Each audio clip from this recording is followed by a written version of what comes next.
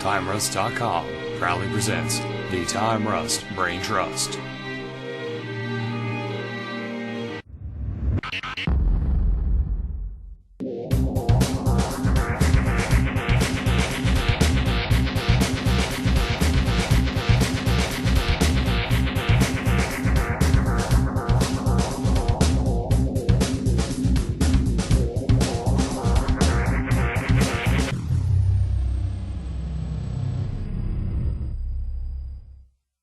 Hey everybody, and welcome to the Time Rust Brain Trust podcast. This is the podcast that grows like an ever-growing... You know, I was going to make a reference to War of Kings and Realm of Kings in the Marvel Universe, but it would take so long to explain that. Yeah, because it's such a long story. All right, how's this, everyone? Cthulhu. The end. So... That's kind of depressing. That's everyone's fail-safe Cthulhu. But hey, why not? So... Cthulhu and Power Armor is a really epic way of saying, you know, you're all screwed. Cthulhu. Now I'm just picturing basically a Spartan with like the face mask blown out and like tentacles coming out of it, and I'm or just very a giant scared. Iron Man with tentacles everywhere and wings. Hey, I have to sleep tonight, alright? So, are you going to let that happen? I don't think so now. Jeez. Introductions. Marqees. What it is, folks. And to his left is... Not Eli! Strangely enough, Eli is not here, but I am. And who are you? My name's Steve. Welcome to the podcast, kids. He was here last week, but he was practicing his new Kung Fu Whisper Fu. I was practicing to be a ninja. He's like, I'm going to tell you all about Gen Con as I whisper it all. But I was talking. I know, you just weren't close enough. You gotta get on it. Get on it. I wasn't shouting into the mic. Shout.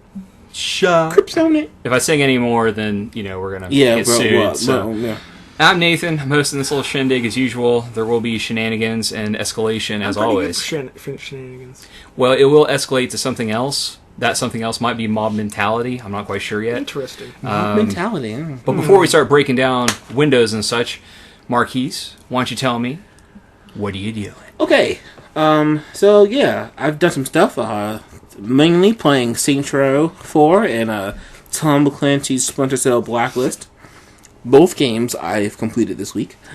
Both games... Yeah, right? I got an achievement. Both games are very epic. And are alright. Achievement unlocked. Double up. Double up. Splinter Cell was amazing. I thought it was better than Conviction because it added elements of the old Splinter Cell. They added attack dogs. They added more stealth-based combat. The AI is always smarter than Conviction was. Like, these guys have like super peripheral vision. They can see you like really close up, or really they look and they're already alerted. So it's awesome. And the ending was epic. I don't want to spoil it for anyone who hasn't played. Yeah, I say Nathan. I haven't played through it yet. Well, you know, I got to finish like 5 games. So. Yeah, I know. And then Saints Row the 4th. Wow, Saints Row 4. If you watch Timers Tuesday and watched us play, and that hour we played was funny, it just gets crazier. It's hilarious. The moments in the game are just hilarious between the interaction between your crew and trying to save the world, and finding Johnny Gat and all that stuff. And they have like loyalty missions, kind of like Mass Effect. They have loyalty missions for your different crew members and stuff. Nice. And that earns some superpowers or whatever. Cool. Yeah. Or whatever, superpowers. That's no big deal. I don't care. I don't know. It doesn't matter. It's awesome. It's got if you finish it right, it has a cool special ending. But you haven't done that yet, have you? I have. Oh, okay.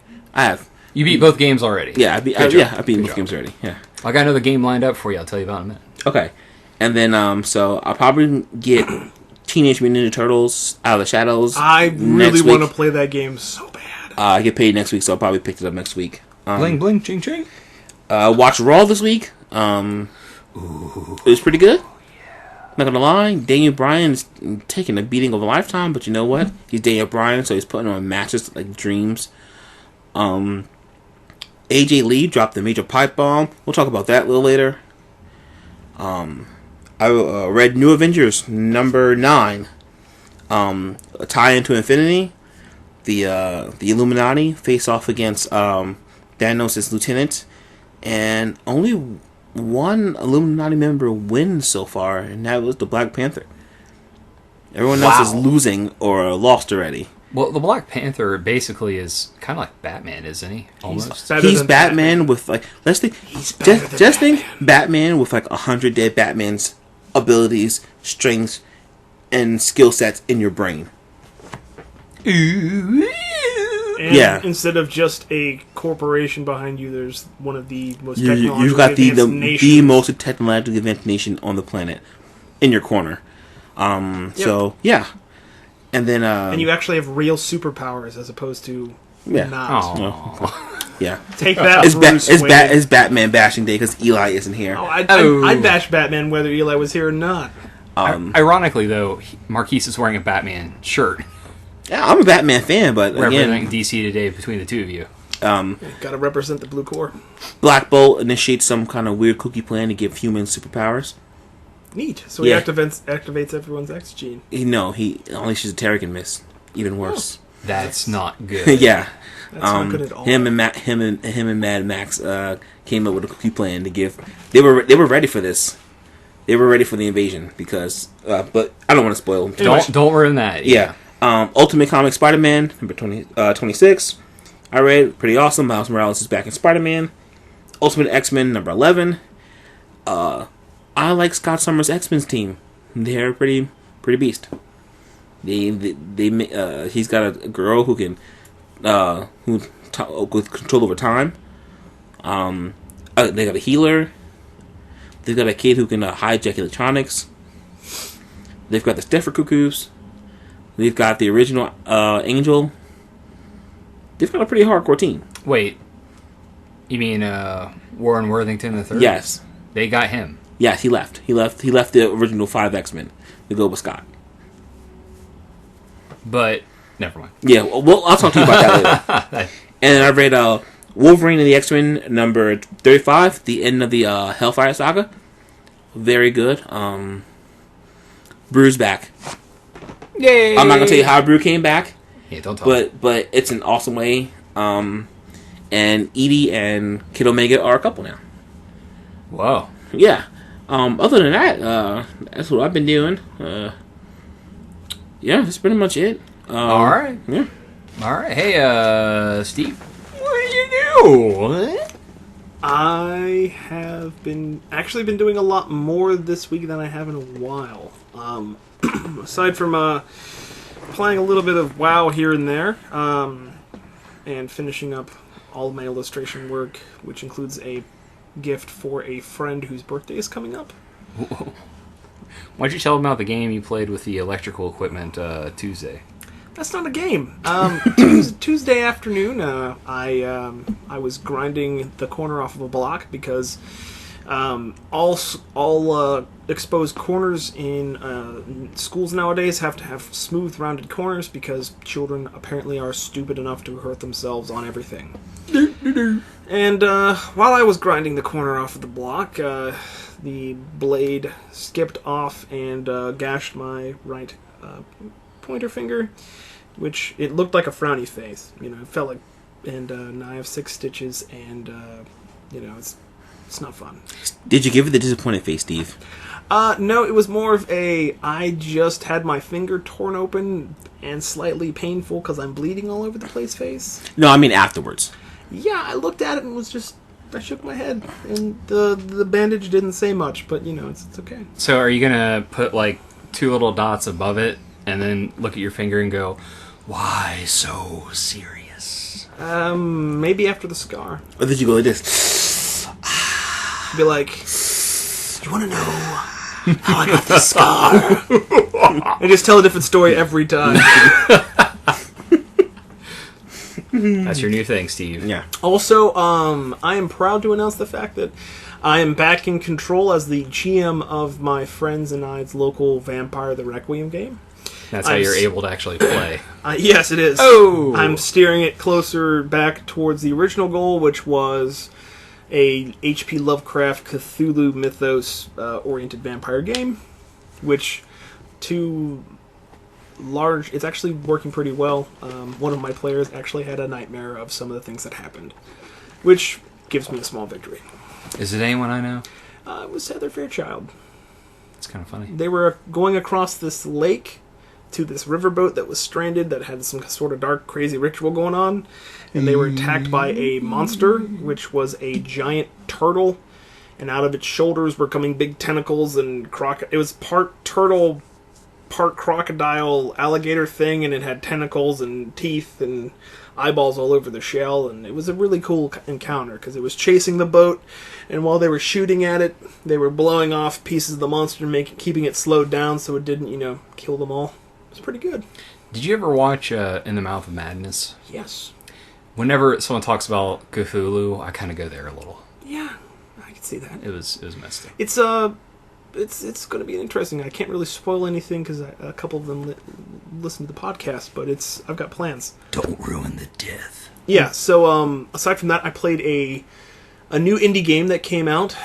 I forget the people that made it, but they're from Sweden. Came out on Wednesday on Steam. It's $9.99. It is a game called Shelter.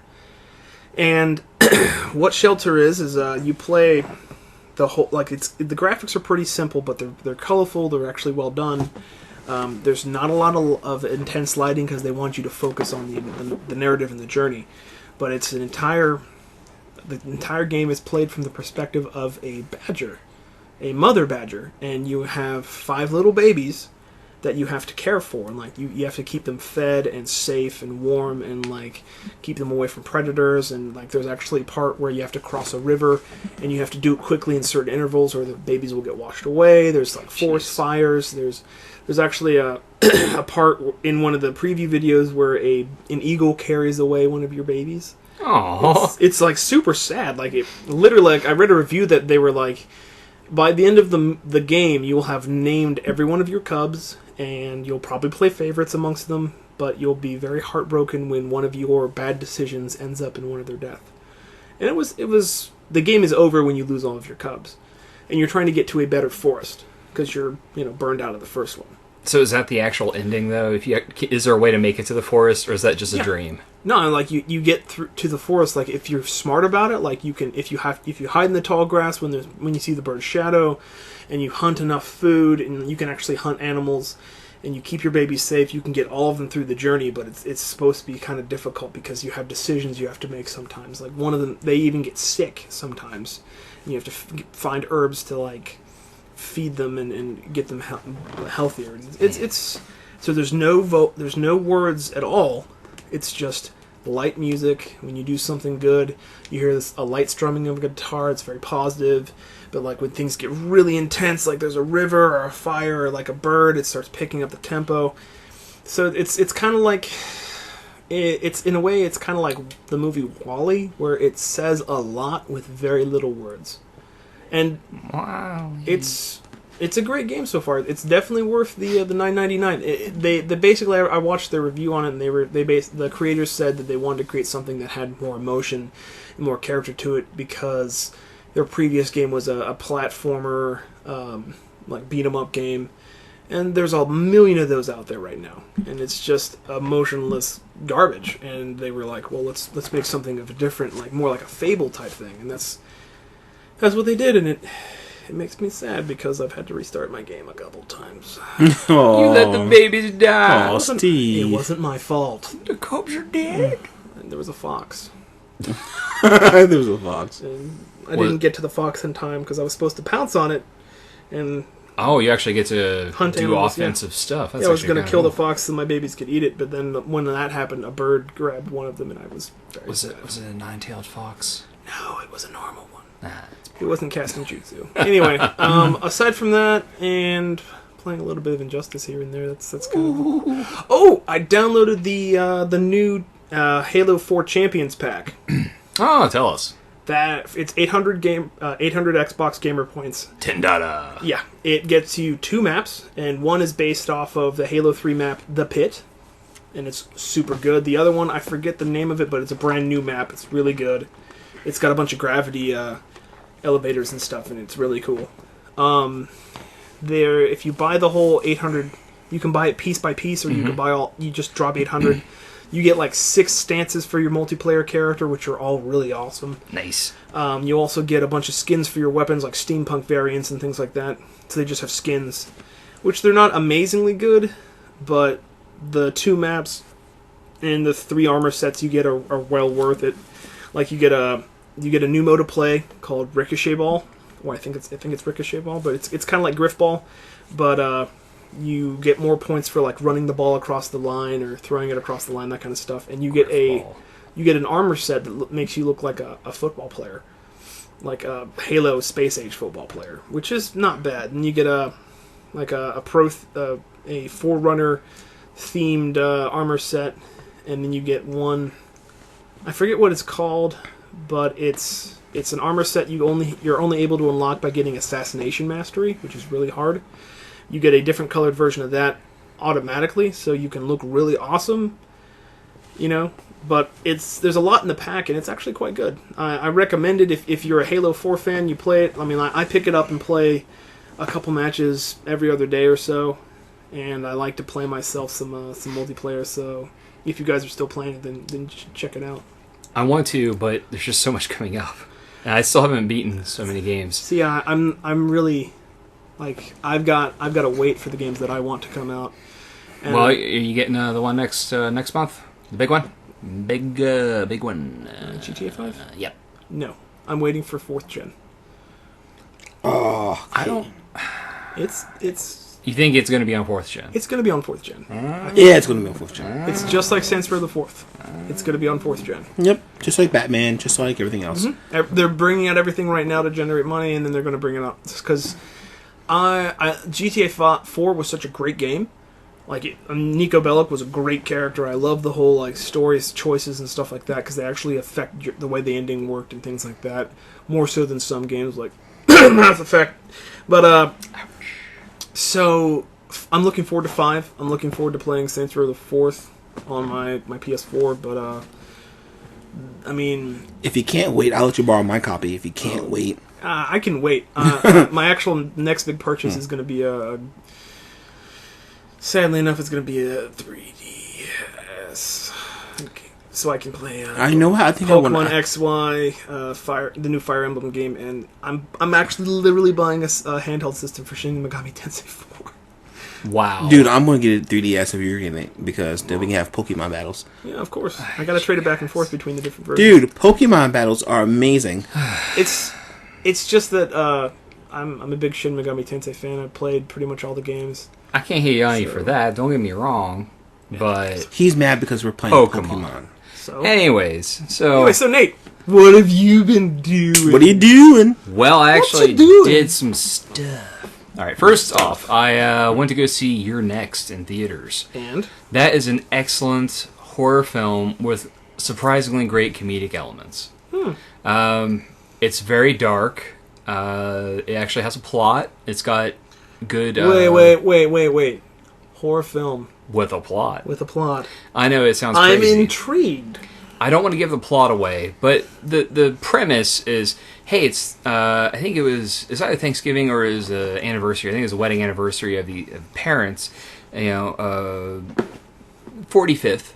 So is it the one where it's another home invasion movie? Yeah, kind of. Okay. I thought I wasn't gonna like that, but if you thought it was good, I might give it a look. Lisa loved it. I thought it was really good. It has some moments that are hilarious. It's bloody, and the thing is, it's a family. You've got 3 brothers, and a sister, and they all have like their quirks. Some of them are overachievers. The one brother, the tallest brother, I don't remember if he's the elder or not. Which is the one that gets iced like right in the beginning of the movie? Actually, no. Well, okay, to be fair, he does take a crossbow arrow into his back, and he lives. Whoa. And, because he tried to save his mom. Oh. He did save his mom, but Cool. it's very, very bloody. So I mean, we're not talking like crazy blood with like guts flying everywhere. There's just blood. It's not like Evil Dead bloody. Or Army of Darkness bloody, where like some dude falls into a pit with monsters and then a geyser of orange and red blood comes Not out. that bad. Not that bad. That's not bad though. That's hilarious. It is good though. I do enjoy Army of Darkness a lot. It's very enjoyable. The actress in it, I don't want to say the lead, but the actress upon which the movie focuses for the most part was the dancing heroine. I don't know, the lead dancer in Step Up 3D. I know what you're thinking, like, really? But she's Australian. She's in amazing shape. She's very physical. And, there's points where she has to, like, combat the bad guys. You know what I mean? Mm-hmm. So you find out why this is happening, how it all came to be. There's a lot of death. Fantastic. And, it's just like some of those old slasher films in the 70s that ended with, someone dying and someone screaming, "No!" and then just like a splash of blood on the screen, and then it shows like the title, and then it rolls credits. Huh. That's how the movie literally ends, but there is a finale. Don't get me wrong. So, very enjoyable. I don't want to give anything away, but let's just say one of the characters is very surprising and makes a turn that you do not expect. Actually, more than one. So it's well done. What else? I watched Under the Dome. Been keeping up with that, and it's very Stephen King-esque. It's dark. They found a mini dome, and it has an egg in it. And then there is a monarch butterfly that is in the chrysalis stage before it comes out, and people are saying weird things and having visions, and whenever you touch the dome, something crazy happens. Well, one of the kids that's like, I don't even know what to say, they just have some sort of connection with the dome, picked up the mini dome somehow and moved it to a barn because too many people knew where the mini dome was with the egg.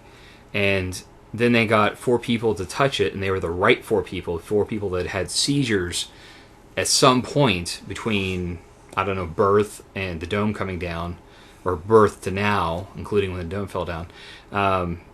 And they all touched it, and the egg, which is like this black rock that looks like an egg, these little pink lights were streaming on it, and then they explode off of it and show what look like constellations. Neat.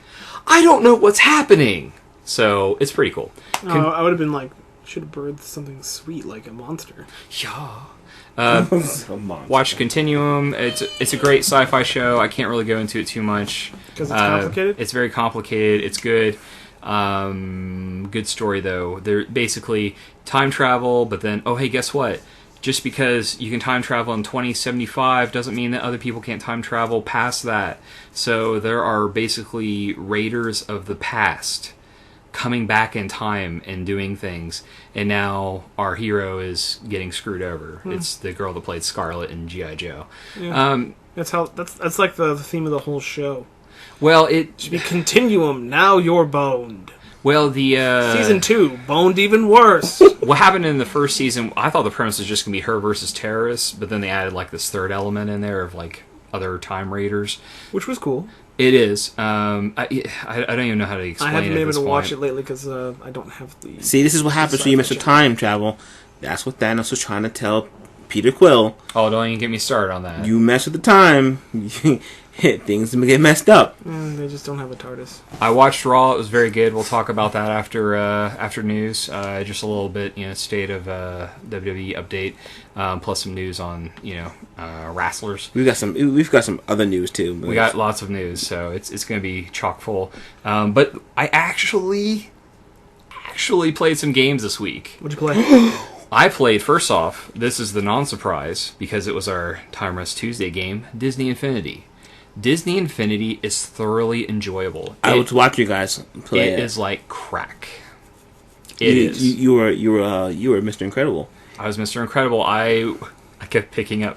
Okay, so there's a hall of heroes, and they have like chibi versions of famous characters. Say Kermit, Snow White, What's the alien from the Toy Story movies? I don't know, the little rubber alien toys. Yeah, and they go, ooh, all together. It was like little Martians. Little Martians. Little three-eyed Martians in a cowboy hat. And I would just pick them up and kick them off a ledge. But then a little parachute will pop out and go, ooh! It was so adorable. I wanted to explode. My head was literally like, I looked like Arnold Schwarzenegger at the end of Total Recall when he falls out of the thing, and his eyes are coming out, and he's I needed the oxygen. Man. Put that cookie down. So it's not the tumor. Great game. I have to avoid it though, or I'm going to buy everything because it is so cool. How in the toy box mode you basically have kind of like a simple version of Minecraft with a physics-based. Not puzzle game, but like a programming system to make your own game platforms. So, yeah, with Disney characters and sets. It's like crack. So that was fun. I do recommend it, especially if you love Disney, and you could probably sink all of your money into it easily. The other thing I played, we did a once-over immediately following that because it was just me and Eli, we had nowhere else to be. I wasn't ready for sleep yet. It was only 9:30, and I sleep at 10. Okay. We checked out Charlie Murder. Now, for those of you that are unfamiliar, Charlie Murder is an Xbox Live arcade game released by Ska Studios and Microsoft Game Studios during the Summer of Arcade. Guess what? It's a 2D beat-em-up with kind of like very stylized graphics from the makers of, The Dishwasher, which is a very bloody game and very dark. This is not as dark. It's a cross between, graphics-wise, The Dishwasher, on whoever's played that, and Scott Pilgrim vs. the World. Neat. And it's a Scott Pilgrim vs. the World style game, where it's you and 3 other bandmates, if you are doing local or co-op, online co-op. Basically, it starts off with you fighting demons in hell. And as you're beating the crap out of them, it's got the instructions in the background on piles of bones and skulls. It's got signs that says X equals punch, and as you do that, suddenly your character starts to go up in the sky, and next thing you know, you're awake because EMTs just woke you up with the paddles. Neat. It is a very violent, super fun platformer in the vein of Castle Crashers and Scott Pilgrim vs. the World. So it's like a River City Ransom with Diablo-esque elements. Ooh. You can wear the clothing now. Ooh. Get this. All right, and it's got combos. It's got you can throw Cyborg Justice. We've talked about that before. I love that game. It's got elements from Cyborg Justice in it. So you're ripping parts off of people? You can curb stomp people, pick up their arm, and beat someone else with it. I might have to get this game. It is incredible. I'll show you guys a little bit after the podcast. It is so much fun. 4-player co-op. It's only $10. Okay? Get this. You get guns. Your cell phone is a Windows phone because Microsoft. And which I know you kind of resented a little bit for that. But I don't really care. As long as it's not an iPod or an iPhone, I don't really... I actually enjoy Windows products. We'll talk about the new Windows Phone after the podcast because it's a heck of a thing. But which means I'm probably going to hate it. No, it's actually impressive. Well, if I get it, I can play the new Spartan Ops. Okay, fine. I'm just going to say it. You can play the new Spartan Ops, and it has a 41 megapixel camera built into it, and it's got true zoom. It's Nokia, which I hate Nokia. I was going to get a Droid DNA, but I might be getting a Windows phone. Also, my phone just came to Verizon. The HTC One with the bass, or the, what do you call it, Beats Audio. I don't know the deals on it, but let me tell you, I am supremely happy with it. It multitasks like no one's business. I'm excited. I can't wait to get a new phone. You've got some choices, but the one I'm using is a dinosaur. It's terrible, and it drives me crazy. I'm not going to explain how crazy, because that would be profoundly Is it because of dirty. the noises it makes, or the fact that it's... You don't have Facebook on your phone. You don't have email on your phone, and like everyone else does. I've had internet on my phone since, my gosh, 2000. I had the option to... It was just text. It was black and white. It was terrible. Okay. Anyways, going back to Charlie Murder though, seriously fun. I have a berserker. Like, they have classes of characters. I'm a berserker. Eli was a mage, and what you do is you hit the right click or right trigger, and then it has a, not a wheel, but like the face button's on there. You press the face button and it does something. He start off, you unlock, he strums the guitar really quickly, fire flies off of it, and, does like a cone of damage. Mm-hmm. Awesome. Then I was the singer, so when I do my special move, I go, yeah! And I rage yell at them, and it does damage in a cone. Neat. And then, I have buffs now. I just selected dual wielding, so I can pick up like a gun and a grenade. Or I can just take two arms and beat people up with it. Like a drummer. Like an actual drummer. It's so cool. There's also, Guitar Hero style minigames, because you're in a band. Like, that's how the game starts. Like, so is it the band that's called Charlie Murder? Yes. Okay. So it's really good. The graphics are great. The gameplay's great. It reminds me of all my favorite beat-em-ups combined into one game. It was superbly done. It sounds a lot like it's like a mashup between Brutal Legend and Scott Pilgrim vs. the World. With Diablo thrown in, yes. I love all three of those games. So it is ecstatically amazing. I might have to pick it up. I think that's probably right way. Yeah, Dev, I'll show you some stuff here in a little bit, because, got the once-over 720p, which, that's fine. It looks great in 1080p. Oh, man, so pretty. Anyways, so let's go to Netflix Gem of the Week. That'll be Steve. For once, I am here with a Netflix Gem of the Week. Yeah, when it's your turn. Yeah, well, I keep having those classes. Anyway, so the Netflix Gem of the Week is a movie I watched this week that I was very pleased with. It is called The Dinosaur Project. It is a British film. Now, the whole premise of the movie is it is a research team from the British Cryptozoological Society following a lead into the Congo on a African myth called Macaulay Mbembe, which is literally translates to the blocker of rivers. It's supposedly a leftover dinosaur, like a prehistoric dinosaur creature that lives in the waterways of the Congo. And what it is, it's basically a found footage type film where these people,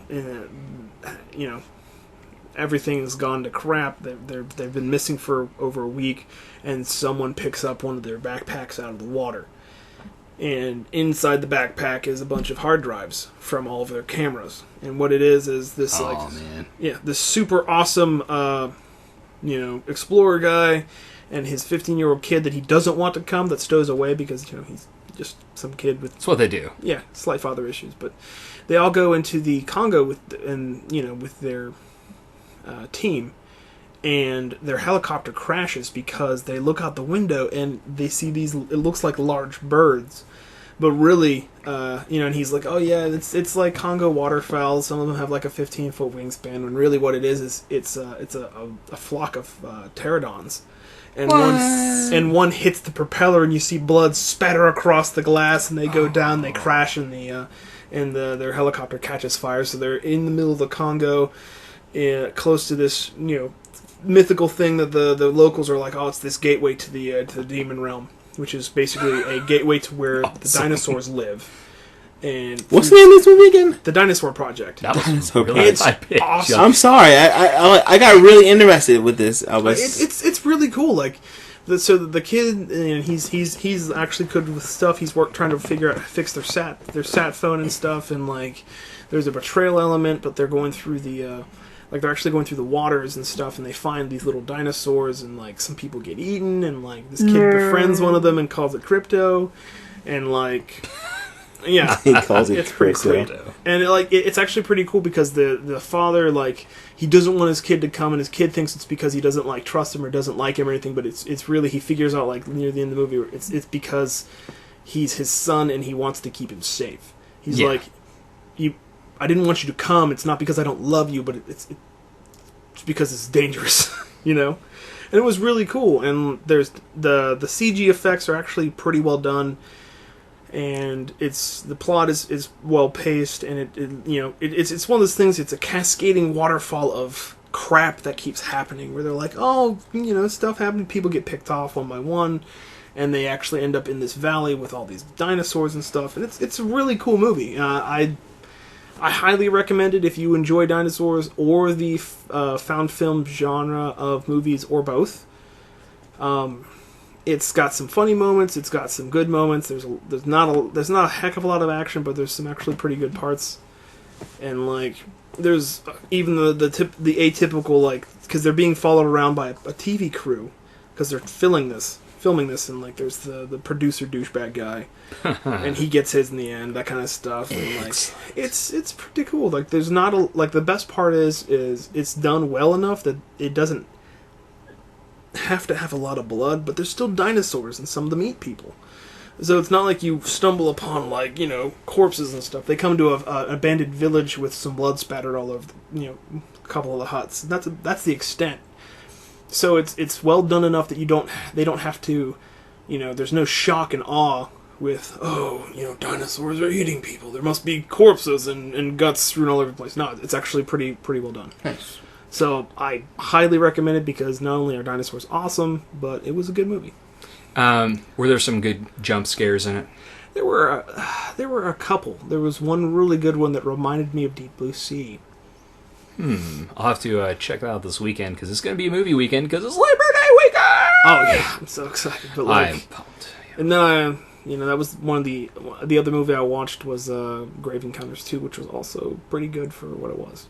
Yeah, it's independent film, low budget, but I thought enjoyable. It's check out the first and second. It's a good sequel. It's actually a movie where you're like, oh, it's a sequel, because they continue the story from the first. But right.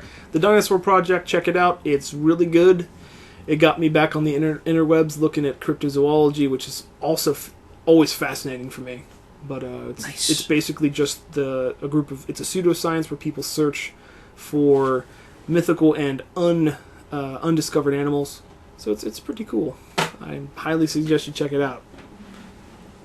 That sounds good. I think we probably will. Eli could check it out tonight, I guess tomorrow, because this will be up on Friday. Because he's not doing anything. Marqees, does Eli have the plague? He's got a sore throat. Oh no! But he works retail, so he probably has the plague. My sister was getting over the plague this week. He works at Toys R Us. So it's probably some child probably brought the plague into the store. I almost asked Chantel to come by, and I thought, she's been a little sick. I don't want that. She was going to come by, but then she had to work today, and she had to work late today. So everybody got to work. We'll probably have a special guest next week, though. Super good. I invited someone I don't want to say, because then it's like, oh, now I have to come. So anyways, it's never mind. Yeah, you'll tell us offline. Okay. I know. Top 10, give it to me. Number 1, Lee Daniels, The Butler. I think was that 3 weeks straight now. At number 1 with 16.5 million. We're the Millers. Wow, hold on, I'm really loud. Okay, my headphones. We're the Millers came in at number 2 with 13 million. So, number 3, The Mortal Instruments, City of Bones, came in at number 3 with 9.3 million. The World's End came at number 4 with 8.8 million. Number 5, Planes, came in 8.5 million. Your Next came in at number 6 with 7 million. Elysium came in at number 7 with 6.9 million. Percy Jackson is still hanging on in the top 10 with 5.2 million. Kick-Ass 2, I still need to see that. Number 9 with 4.3 million. And rounding out the top 10 is Blue Jasmine with 3.9 million. It would have been better if you had been like Jurassic Park 3D. That would have been amazing. I still think it's in the top 100 though. Jurassic Park 3D was better than Jurassic Park, which I didn't think was possible. Yeah, as a 3D, as post-production 3D, Jurassic Park 3D was amazing. I've got that right. I know.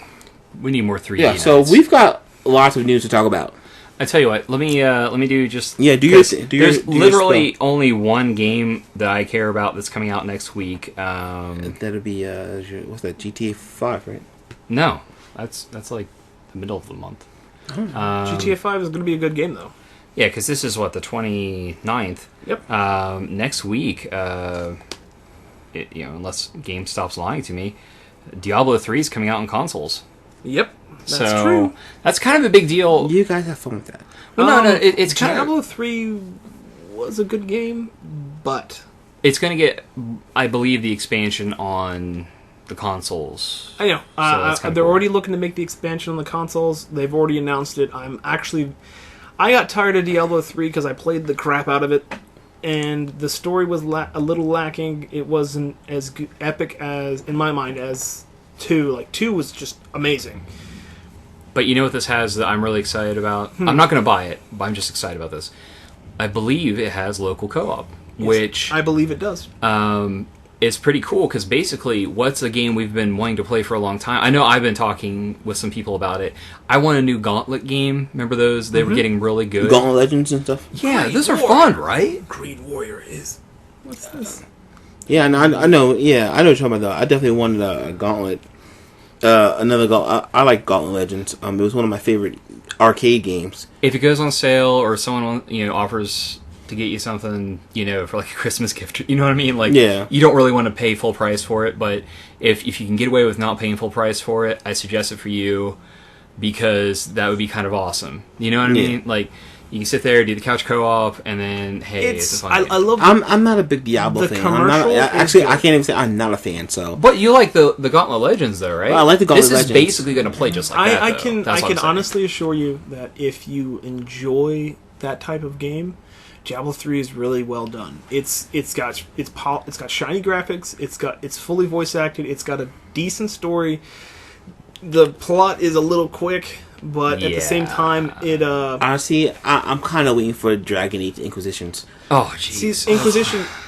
That's gonna be so much fun. I need to reinstall Dragon Age. See, now you know what I'm talking about. It's just Inquisition. It's coming. I can't wait to have another game playing. I don't even care if I play it on next gen. I'll buy it just for Xbox 360. The best part, you can play as different races again. So yes, I'm gonna make me a dwarf. Yes, just actually, it'll probably be a human warrior again. I don't know. I got to continue the see. I don't know what they're doing. See, I've always hated that part about the Dragon Age games where it's like, you played through as the Grey Warden. He mysteriously goes somewhere and disappears. He pulls a rabbit.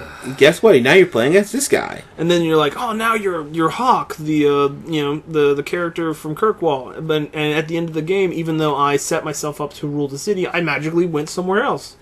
Yeah, and now you're playing as an Inquisitor. No thanks. The second one had so many problems. Here's the other big bit of news coming out of gaming. Yes. I'm gonna go ahead and drop this bombshell. You ready for this, Marqees? I know what this is. I know you know what this is. What is it? Nintendo just announced the 2DS. They're dumb. I'm dumb. The 2DS. Dumb. The 2DS. Now, why would you take away from something that is so magical? Okay, hold on. I believe they had a 2DS. It was called the Game Boy Advance. The DS. Giggity-goo. I actually still have my Game Boy Advance and my Game Boy Color and my Brick somewhere at my parents' house. Those are all fine and dandy, but now here's what it is. All right, explain this to me so I can hate upon it. First off, I can pour my hate down upon this abomination of here's Nintendo. What it is. Basically, you've seen like the pads that they have, the gaming pads for kids, where it's basically a block of plastic with a screen on it, and you put cartridges in it. Okay, they took a 3DS, opened it up, okay, and then basically turned it into one of those block things. Okay. And it basically is like taking the depth slider for 3D all the way down. So it's just a 2D game. It's a block of plastic. It doesn't fold up anymore. Okay. And it's 2D. Now, the reason they did this, and it's only going to be $129.99. Oh, so you're saying it's a two-dimensional console because it's flat. I thought you were saying it was two-dimensional stuff. No, two-dimensional games. Oh. All the 3D's gone. That's what it is. So it's like they're re-releasing the DS. Except it doesn't fold. It doesn't fold. Does it not have a touchscreen? It has a touchscreen still. Okay. So they're basically reselling me a GBA. I can't wait till they go bankrupt and someone buys Nintendo out. Here's the thing. This is why they're doing it. They're putting out a whole new console that plays 3DS games. Okay? But in 2D only. so that kids ages 4, 5, and 6 can play it, because it's like kids ages 7 and up are only allowed to play the 3DS because the 3D might affect their eyes. You know, I'm going to say this right now. You know why they're doing this specifically? It has nothing to do with the 3D in their eyes. It has everything to do with their target audiences are leaving them, and the company is losing a lot. Gotta get that money. So they're doing this so they can hit the kids early. Y'all buying Pokemon? I don't want to hear it. Hey, dude, I'm buying it on the 3DS though. No, I'm not buying it on the 2DS. I'm buying it on the true console for Nintendo. Thank you. Nintendo should go by. Should do basically. They should take Sega's example and go, man, our game production is awful, our third-party support is non-existent, and our console is selling like garbage. We can't even give the Wii U's away.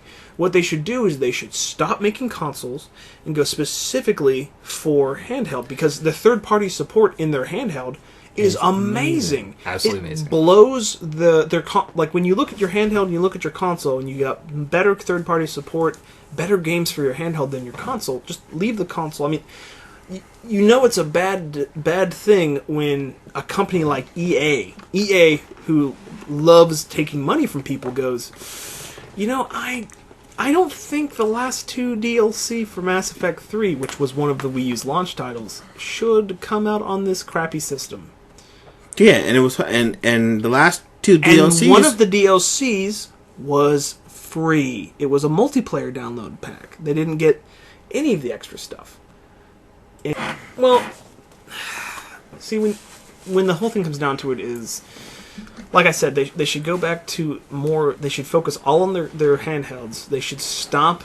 I mean, because that's what the Wii was initially for. They were like, and if you look at the 64, there was very little content for people of older age groups. It was just focusing completely on children, and that's when they lost all of their hardcore gamer fans. When they stopped making games like GoldenEye 64. That's when they all went to... GoldenEye was amazing. It was amazing for its time. GoldenEye now, not so good. GoldenEye's amazing. But if we had a GoldenEye for this time, well, would be outstanding. The HD GoldenEye is pretty good. No. I'm talking about if they just remastered that game out the wazoo. Not with the Daniel Craig. I'm talking with the Pierce Brosnan. I'm talking with no change. Don't change any of the levels. I'm talking straight leave it like GoldenEye levels. With awful graphics? But who owns the rights to it, though? Rare. Activision. Oh, Activision, because Activision bought Rare. Who? No. Microsoft bought Rare. But Activision owns the rights to GoldenEye. Rights. Yeah. So that's... Yeah. But, their third-party support for the Wii U is awful, because... I mean, what do you're guaranteed what when you get a new Nintendo system? You're guaranteed a rehash crap Mario game that will be fun. I will guarantee it will be fun, but it will be nothing new. You'll get a rehash Zelda game that will be entertaining, but nothing new. And you maybe somewhere down the pipe you'll get a Metroid game a Smash Brothers game that will be Mario Kart, which I think already came out, and a Mario Kart game. But see, here's the thing: they're in the old Eastern market mindset, where Capcom suffers from the same thing. They keep beating that dead horse, and money keeps falling out because there's fanboys all over the world like, oh man, I gotta get that new Zelda game. Well, that's why Dynasty Warriors. I mean, it's the same thing. Monster Hunter, all those games. They just keep same thing. But at the same time, if Nintendo would take a step forward, and that what they're doing with the 3DS is they're expanding it. Like, they've got great virtual marketplace.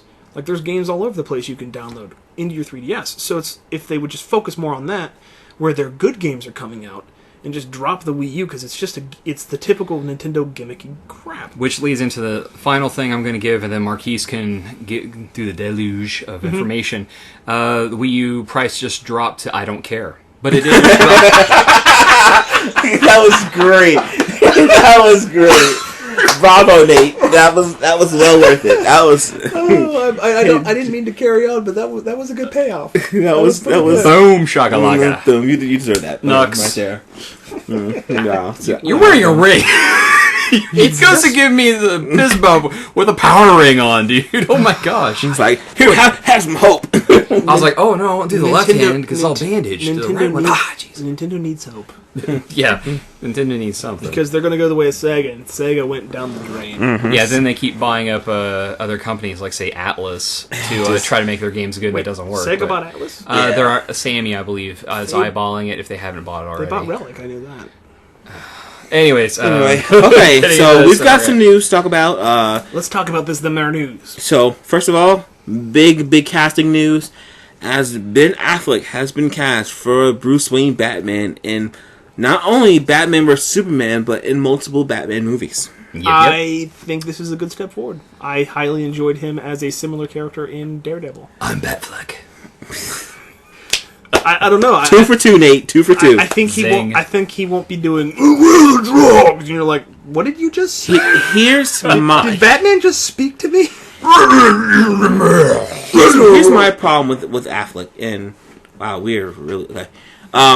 Here's my problem with him as Batman. It's not so much him as by himself. He's not the greatest actor, but when he's directing himself, Great. he's great. He can bring the best out of himself. Exactly. You're like, why can't you do this all the time? Here's the second part of that problem. Really? Zack Snyder is directing him in Batman, Superman versus Batman, and he ain't the world's greatest director either. And who's not going to be a part of it? Christopher Nolan. Yeah, that's right. Christopher Nolan Legendary Pictures are out. Yeah, Because they're like, this Superman movie. This is a Warner Brothers joint now. This Superman movie you made that I was a part of, not so good. Later's bazing and bounced. Yeah, Pretty much. So now it's Warner Brothers, David Goya, Zack Snyder, and I forget the other guy, the other writer. But basically, they're running the show now, casting and directing and Just let Ben Affleck do something behind the scenes, and maybe I wonder if this was like maybe Ben Affleck just gets so fed up with Zack Snyder he wants him fired, and it's like, I'll direct this movie. Now, I don't know. Ben Affleck is good enough. He is a good enough actor. He has a good enough range. He could be as good a Bruce Wayne as Clooney was. I don't. No, hear me No, out. Hear me out. Clooney, no, he can be a great Bruce Wayne. Clooney was My problem him as Batman, Clooney was a great Bruce Wayne, but an awful and Batman. Val Kilmer was a great Batman, but an awful Bruce Wayne. Yeah. Yes, he's right. He's right. So I think Ben Affleck can do both. I don't think he can do. I don't see him. really? I don't see him as Batman. I can see him Bruce doing Wayne. I can see him doing Bruce Wayne, suave, debonair, sweeping women off their feet. We've never seen a gritty, dark type. I don't see him beating people up in a bat suit. Okay. Have you guys watched The Town? Yeah. Okay. Marqees, did you watch The Yes, Town? I've seen, and I still don't see him as Batman. What about I haven't even watched this. I haven't. And I own Daredevil, and I still can't believe him as Daredevil. Yeah, it's 10 years later though, so maybe he's finally got it. You know what I mean? Like there's a chance. See, if this was Matt Damon, I could see Matt Damon playing Batman. See, that'd be great. Damon's too short. But Michael Keaton was short too. I just don't. I didn't like Michael Keaton as Batman. Sorry. I liked Michael Keaton as Batman. I did not like Tim Burton as the director. It was so dark. It wasn't dark. It was dumb. After watching 2 it, was dumb. I watched it as No. I watched it as a child and thought it was Joel great. Schumacher's was dumb. And then I came back and watched it, and I was like, "This is ridiculous." The Joker pulls a gun out of his pants and shoots down a bulletproof plane. That didn't make sense. That would be something you would see in the comic books. Also, Come on now. They gave him bulletproof armor. It's like, he's Batman. He doesn't need armor. He runs around in tights with a bat thing. Maybe like a form of bat armor to a degree, but not like, hey, he's wearing full body Kevlar. No, that's not what's happening. Some kind of hardened rubber armor. Blah blah blah. And I was like, ugh. Okay. Well, The second movie, Batman Returns, was so bad. so Next. next, it's rumored that Bryan Cranston will be cast as the Lex Luthor in this movie. Which would actually be cool. Really? It would be an interesting twist. He would keep the ball head and stuff, and I'm okay with that. But I'm really pushing for Rosenbaum.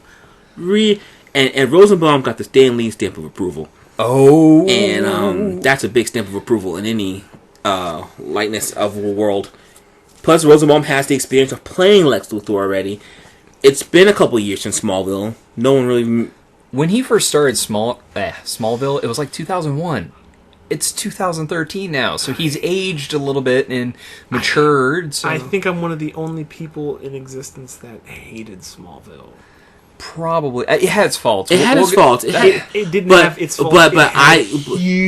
But here's my thing: that out of that show, when you watch Rosenbaum play Lex Luthor, oh yeah, he was an amazing. You were Lex like, Luthor. dude, this guy is Lex Luthor. I wish they would have just had. They would have knocked off like the 30-year-old Clark Kent trying to be an 18-year-old Clark Kent.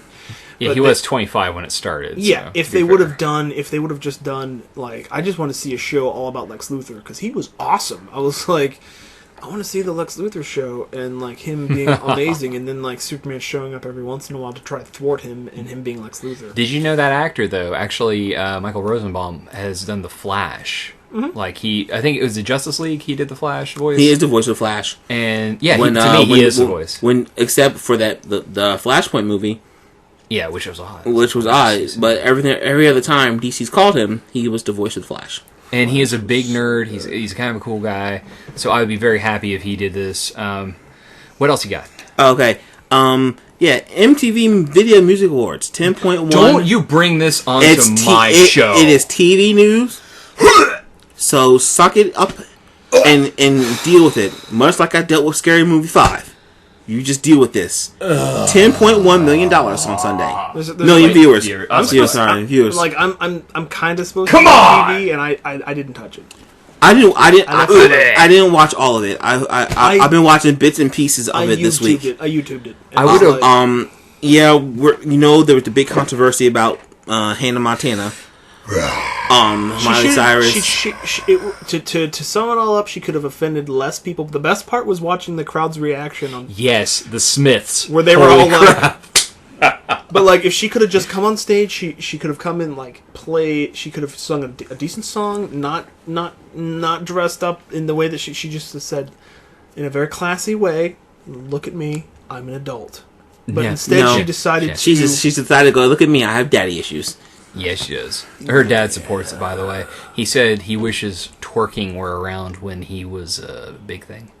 What? He said. I think he tweeted that he wishes he had invented it. I'm pretty sure. Which I have not heard that. I have not heard that yet, and I've been watching CNN nonstop for the past week, and they have not mentioned that once. Awful. It's awful. Awful. Well, it's an abomination. But Kevin Hart did make some funnies on it, so. Was he the host? No, he had a bit on it. I had just turned it today. Actually, I just turned to it, and he had a bit, and he was like, "You young girls, I better stay away from Robin Thicke, or y'all might, be on the Amber Alert." Oh, I was like, "Oh, Kevin Hart, you're hilarious." Let's see. That was just awful. It was awful, but awful. And, then there was the Justin Timberlake with the NSYNC and stuff, all that fun jazz. Hey, do you have this? Hold on, real quick. Do you have that? No, I do not have that. What, you want to just do that real quick? Okay, so apparently, Timothy Dalton, was James Bond number 3. No, he's like 5. It was Sean Connery. Moore. It was Sean Connery, Roger Moore, Dalton, and then... No, there was another guy in there, George Lazenby. He only did one film. Okay, Lazenby, then Dalton. So everyone was like, he's 4. And then, so he's 4. So James Bond number 4, Timothy Dalton, might be the new Alfred in Batman's. Let me see. Yeah, well, here, he actually played in a Doctor Who episode where he was the leader of the Time Lords. I can see him being Alfred. I'm not gonna lie. It was an awesome He's a little young. episode. He looks a little younger than Michael Caine does, obviously, because Michael Caine's a little older. But this is from Cosmic Book News. We are told is by no means official, but Snyder, to an extent, David Goyer, have ideas for the major supporting cast already. We're told Timothy Dalton is being looked at for a different take on Alfred Pennyworth as a example of something that's been thrown around. So it's not official, but it's a very big. They rumor. might play him like that. They're playing on the Batman. He'll be like that former MI6 spy type guy. That's what he used. I really enjoyed that element from the Batman the Animated Series where there were a couple episodes that touched upon Alfred before he became a butler, where he was like way sweet. Because you got to think he was military trained. He's a military field medic. Yeah, he's because who else is going to stitch Bruce Wayne back together? And I got to read this. This is off the Superficial. They have the tweet for him for Miley Cyrus's dad, Billy Ray. He said, "I'm going to do it in his voice. You ready? Mile, if twerking would have been invented and I had a foam finger, I would have done the same thing you did, Dad. And with that, there's the downfall of America right there, folks. I wouldn't say it's a downfall of America, more as it's a good example of how the... Horrible parenting. Not horrible parenting, well, horrible parenting, but how a father is just desperately trying to connect with his daughter to have some sort of relationship when it's really just an example of how the entertainment industry has really just degraded, corroded, and destroyed what should be a happy family. Yep. Well, and she learned how to market herself from the best. Thank you, Disney Evil.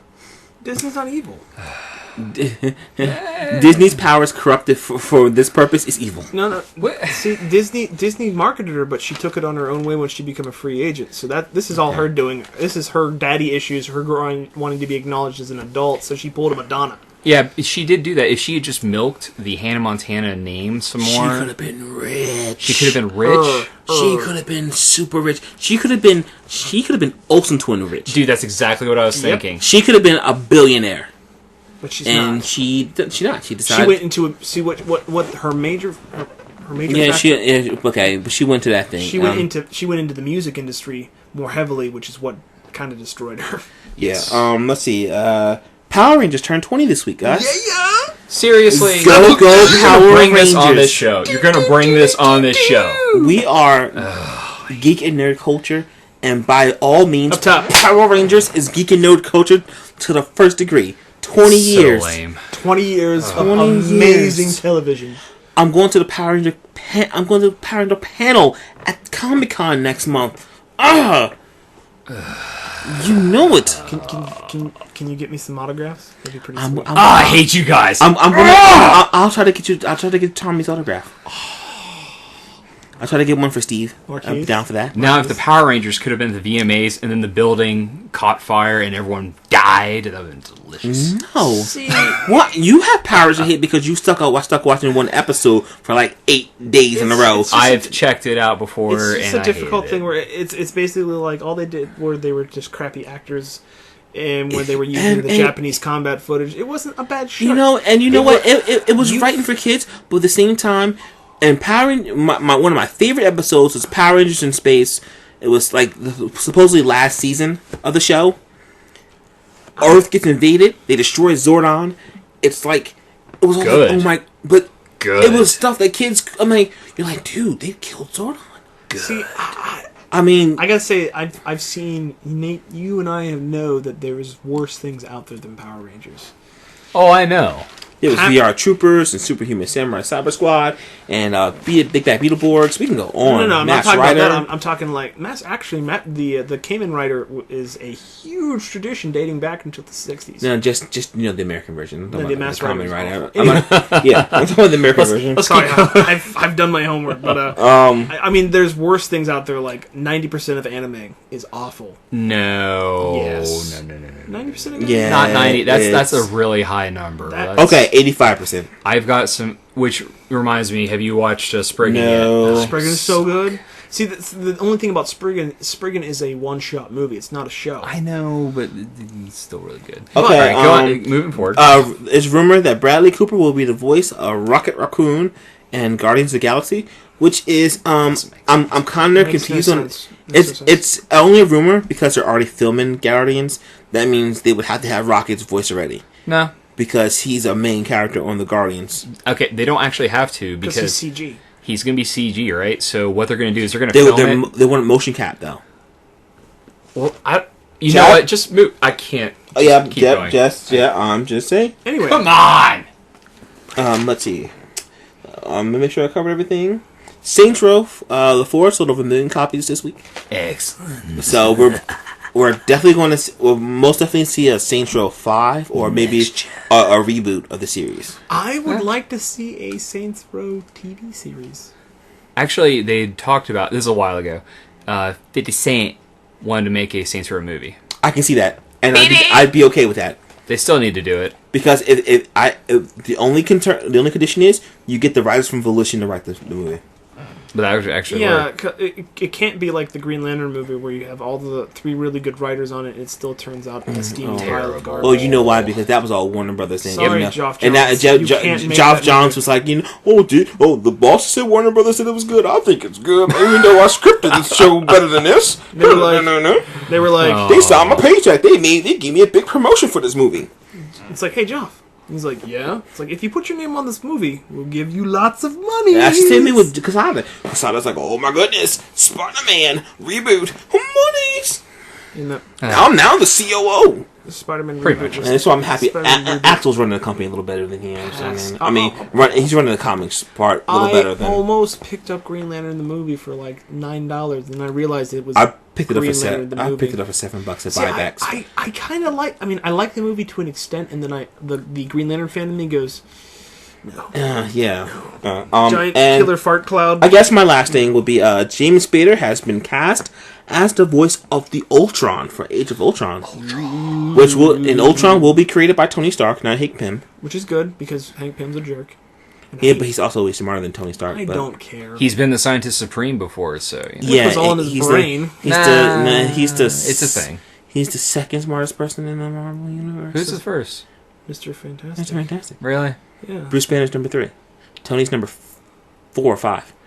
Does it What matter? about Amadeus Cho? Is No, he still alive? Tony's 4, Cho's 8, T'Challa's 5.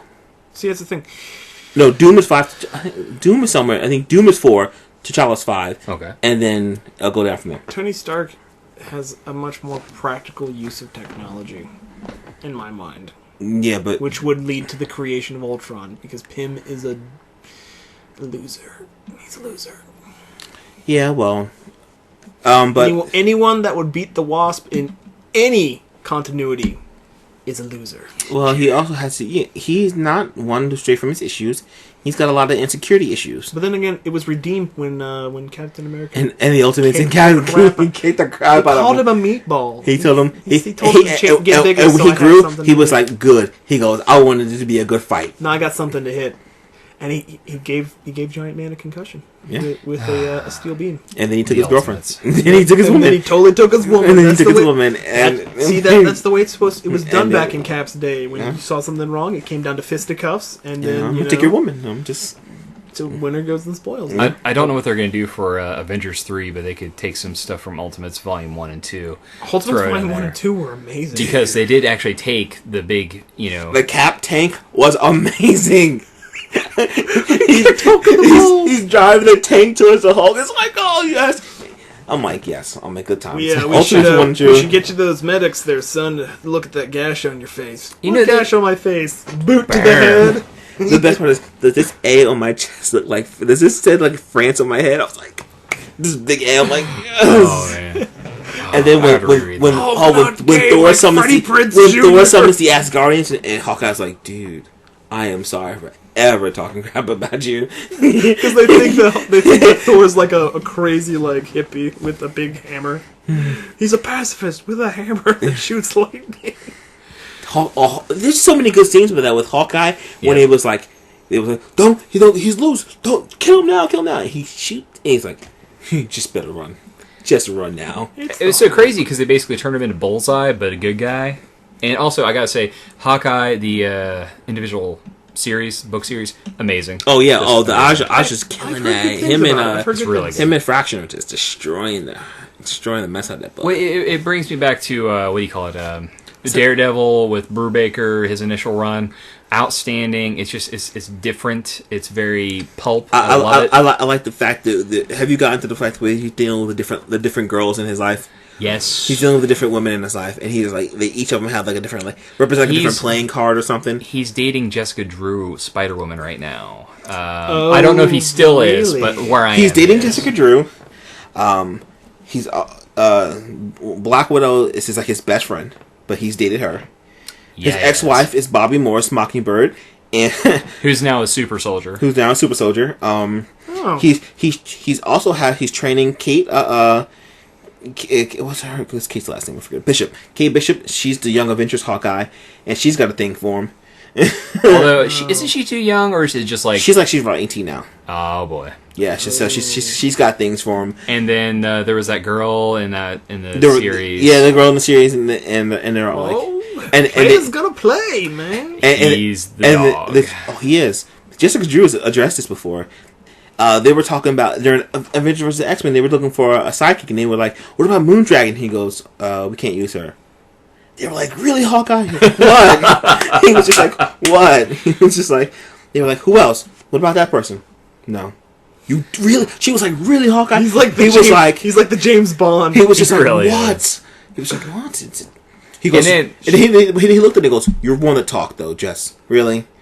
Come on now, the pheromones. You're one to talk." That's one of my favorite parts of when they first get that Avengers team together, and they're fighting. Who was it? The Wrecker, like the main guy from the Wreckers. Yeah, and like they're Crowbar. the Crowbar guy, and like she like charms him with the pheromones, and then that's when she explains it to everyone. Like, Wolverine's like, "Oh, that's why I think crazy thing," and like Spider-Man's like, "Man, I love my wife," and this is off. And she was like, "When I get really nervous, I release pheromones." And everyone's like, "Seriously? You didn't tell us?" Yeah, I remember that. In the New Avengers run, they were like, "Yeah." Peter Parker did the whole thing where he had his hand on the back of his neck. He's like, "I love my wife. I'm gonna go home now." Yeah, he's so good. I'm going to interrupt for a sec, and we're going to talk just a little bit about wrestling because some stuff's going down. AJ Styles' contract might be up soon, and he has been the heart and soul of TNA, and he just came out as a giant good guy. Yeah, AJ Styles' contract's up. Sting's contract's almost up. Ken Anderson's contract whatever almost his up. real name is. I think it's Basically, you know what this means. Like, WWE is like, okay, let's clear out the books. They're talking Who about we're gonna shop? Rumor has it they're going to write Sting a giant check so that he can end his legacy in WWE, get inducted into the Hall of Fame, and go out against Taker. Yep. And that would Undertaker be the most brilliant versus thing. Sting. I approve. You gotta admit, I know you're not a big wrestling fan. No. I like wrestling. I just don't watch it on a regular basis because I don't have those channels. But I am a big Taker fan. Well, you have Hulu, right? Yeah, Hulu I do. Plus. Well, they show it on the next day. They show SmackDown and Raw, and they show a condensed version of Raw, which is a blessing and a curse. But Sting versus the Taker would be an amazing match. And Devon's, I he's think done. yeah, Devon, you remember the Dudleys? Yeah. Yeah, Devon just had a match. He's in the best shape I've ever seen him in, and he just had a loser gets fired match. And I guess rumor has it he's either retiring or He's taking independent bookings right now, so he might just be gone. I would like to see the Taker and Sting end their careers in a match that they fight to a tie, to a draw. Because then you don't have to ruin the streak. But it also put on probably the best wrestling match we'll ever see. It'd be like what was it up to now? 21? 21. To be 21 and 0 and 1. Mm-hmm. And I'd be okay with that because it's not technically a loss. Because also the Taker... They'll go out in the Iron Man match, though. Because both of them are so old. They are. Like, Sting doesn't even go out without a shirt on over his tights. Yep. You know, and that's fine. Dude's old. He still gets around in the ring. So, but what else? With the Matt contracts up are a big thing for TNA because they've already gotten rid of Matt Morgan. They've lost a lot of talent over the past couple weeks. Rob Van Dam's gone. Brooke Hogan's gone. Thank goodness. You know what? I'm not gonna lie. If the E picked her up and put her in developmental, she could be a beast. Yeah, but she's not that type. She doesn't. No. She doesn't have to be. If you can get her, put her in that role like she was, but put like a Steph McMahon over her, and but hey Steph, guide her in a way on mic skills and stuff. She's a Hogan. She has the charisma. She just has to focus it. And she's also like 10 feet tall. She has the potential, but in TNA they were calling her because she's Hulk Hogan's daughter. In the E, it's our way or the highway.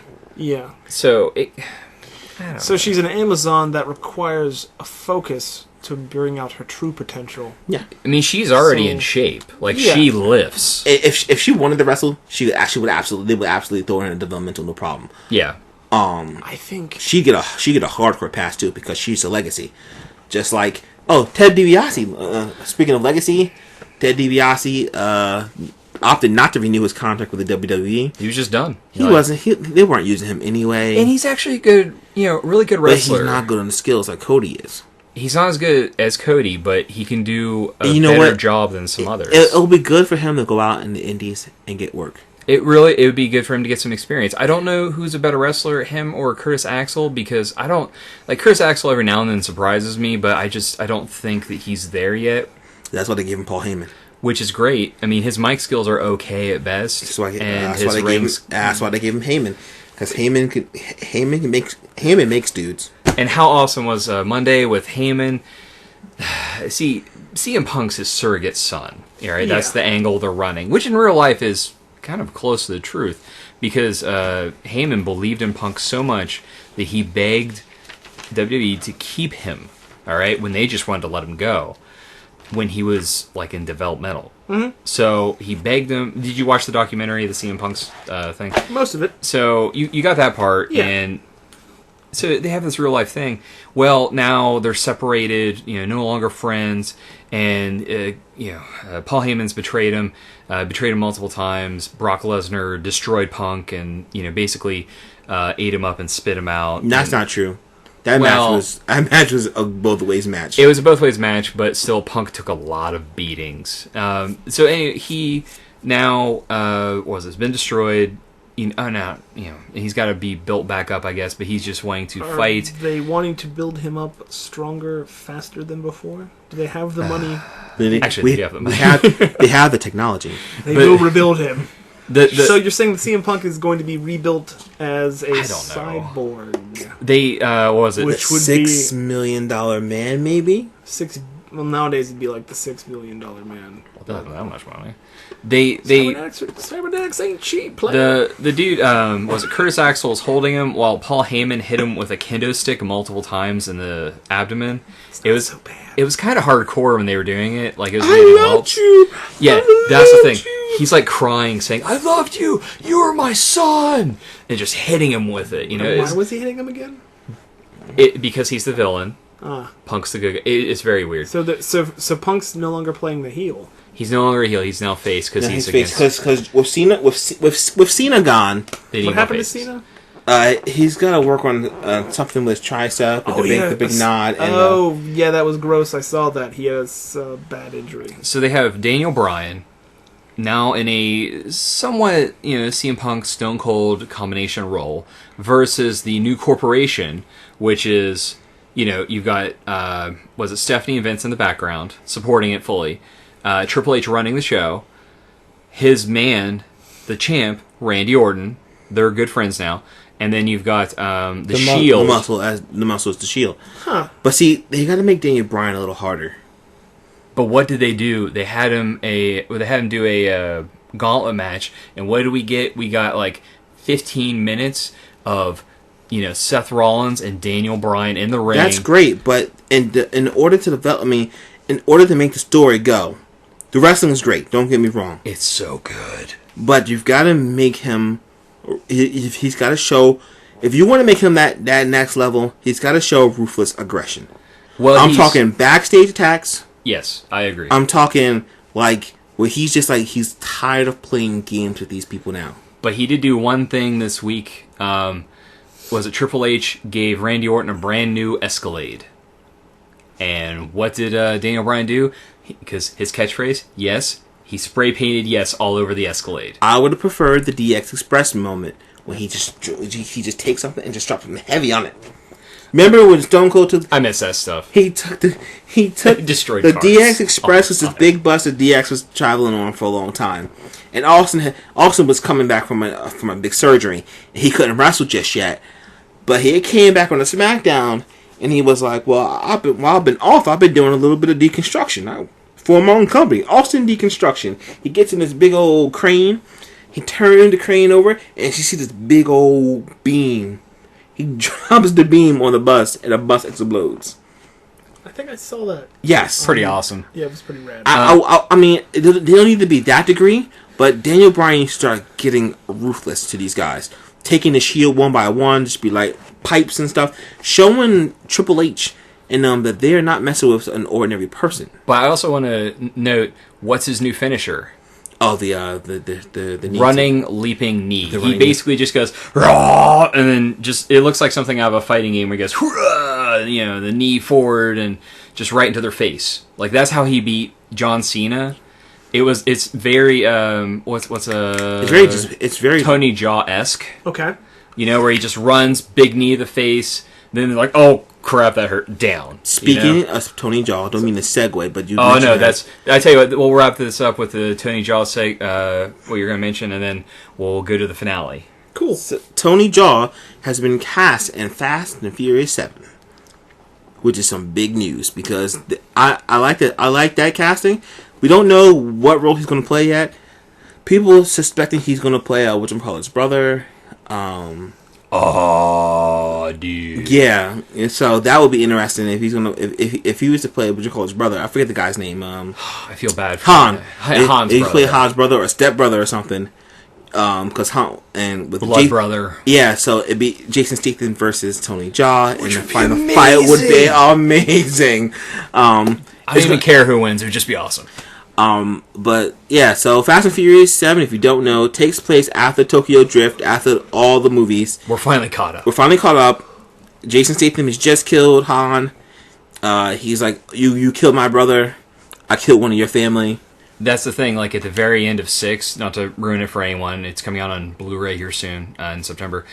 At the end of 6, basically they go back to the house in the very first movie and have a barbecue picnic thing. And they're like mourning the people that died, but they're also like, "This is what it's all about. It's about family." And it's actually really touching. I was like, "Oh, yeah." And they were like, "Hey Han," they were like, "You can stay here with us." And he was like, "Nah, I got business to take care of Tokyo." And then you see the Tokyo drift scene. He's driving, and all of a sudden, boom, and then boom, and then he blows him up, and then you see a guy get out of someone hits him in another car, flips the car over. He gets out of the car, and it's Jason Statham. I can endorse that. Jason Statham makes anything. He makes the phone call and he's just like, and he called Dom. He was like, you killed my brother and he took one of mine and he took my brother and I just took one of you. Come find me. Boom, and walked away. I was just like, yes, can't wait for 7. Yeah, seriously. I know it's not going to come out next year. It's probably going to be a year after, but I'm super excited. I'm super excited for 7. It's going to wrap up the series. Lucky number 7. Yeah, Adam. it's Jason Statham. Number 7. That was a good movie. That was a good movie.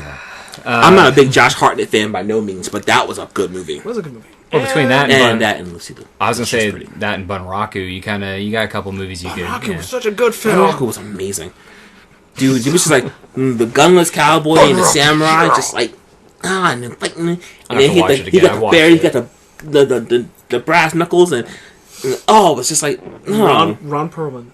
Ron Perlman. He always brings a little bit of dose of Ron Perlman. Woody Harrelson. Yeah, he was great in that as bartender. He's a good actor. The style was so good. Like he's actually come into a really good place in his acting career. Yes. Oh, yeah. Like, initially, you were like, "Oh, he's pretty funny." Blah blah blah. But he's gotten to. And you're like, "Oh, it's kind of like a few other actors that started out funny and then they actually." Here's hoping that Ben Affleck makes that turn. I think he will. Welcome to the finale, everyone. Just so you know, this October we're going to have some fun with various conventions. New York Comic Con. I will be there all 4 days. The next weekend we'll have CharCon. That's in Charleston, West Virginia. Feel free to come out, anyone that listens. We're going to have a great time. Should be between 800 and 1,000 people there, hopefully. Yeah. We're looking forward to it. Check out our website because we always want the views. Check out the once-over I'm getting ready to put up. It's already on YouTube, but I haven't had time to make a post on it. And then we'll have Time Rest Tuesday on there, too. What was the address of the website? www.timerest.com. There you go, folks. I just put a review up there for, what was it, Kick-Ass 2. Right. I'm going to have an Elysium one probably at the end of this week. Yes. Once I finish, I'll be posting my review of Shadow. I'm also going to have my top 10 favorite attacks, finishers. I've been constructing this list for a while. My top 10 finishers from animated video games and stuff. And then I've got a lot of stuff in the pipe. I've been working on, and I've it out. I've graded my movies I saw this summer. Good. So I'm gonna put that up. Call it the Summer of Marqees. I saw 24 movies this summer. That was a lot. You've been taking advantage of our our newfound Reviewer status. Yeah. I have. which is pretty awesome. All right, that's I would say buy more comics. Play more games. and check us out on. Oh, and do stuff. Oh yeah, do stuff. So do Yeah. stuff. Yeah, I got you do easy. stuff. The douche. Yeah, skidoosh. Skadoosh. Check us out on TimeRest.com. Thank you for listening.